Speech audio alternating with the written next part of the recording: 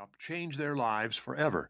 The decisions they make on their own, however, will change the way in which the truth is exposed and how justice prevails.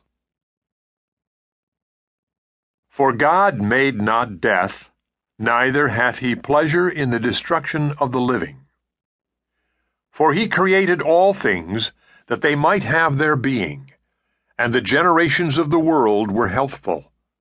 And there is no poison of destruction in them, nor the kingdom of death upon the earth. For righteousness is immortal. For God created man to be immortal, and made him to be an image of his own eternity. Nevertheless, through envy of the devil came death into the world, and they that do hold of his side do find it. Wisdom of Solomon, chapter 1, verses 13 through 15, and chapter 2, verses 23 and 24. Prologue.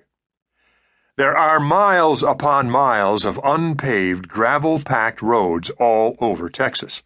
There's also a litany of tarred surfaces in great need of repair and repaving, rickety barns ready to fall over from just the right gust of wind, and old homes far beyond the fixable improvements of a Home Depot makeover.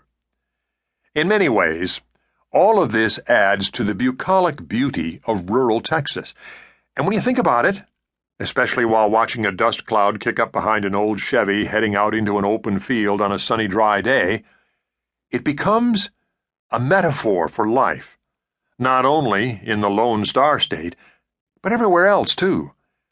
Because life in the real world, for most people, I think, does not consist of a white picket fence, a family dog, a pair of healthy kids, 2 vehicles, or rather 1 SUV and a minivan, sitting on a plush blacktop driveway, a golf course lawn cut every Saturday on a John Deere, some manageable debt, colorful, blight-free perennials, perhaps a boat, barbecues on the weekends, Christmas bonuses, vacations, family photos developed at the local Walmart hanging along the banister.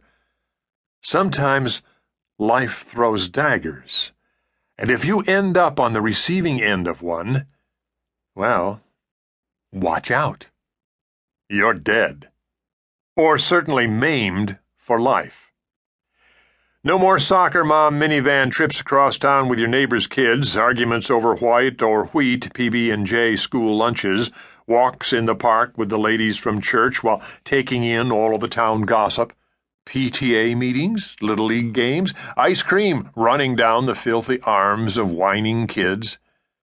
No. If you happen to be on the receiving end of one of those daggers, you'll find yourself staring down the tunnel at that white light, if you're lucky, and buckets of tears, along with a lifetime of melancholy, chiseling away the days. Unemployment checks, while they last, food stamps, and after waiting in the church line, bricks of sour orange-colored block cheese. This will be your life. Bobbi Jo Smith was not one of those lucky kids, her parents jumping for joy on the sidelines while she scored the winning goal. She never played Barbies with the popular neighborhood girls. Nor had she become part of what is the new 21st century working class, searching for the next meal and a government handout. Somewhere in between, Bobbi was just a girl, essentially, when she realized her mother didn't give 2 shakes about her. And Dad?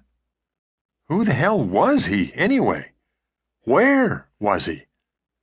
By the time Bobbi was old enough to look around and not only put into context, but truly understand where she was being raised, she found herself in the sleepy, shanty little Texas town of Grayford, of which many in the state had never even heard.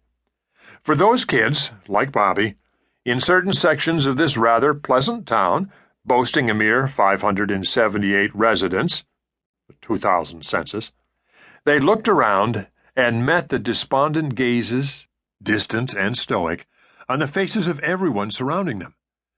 They eventually realized they were staring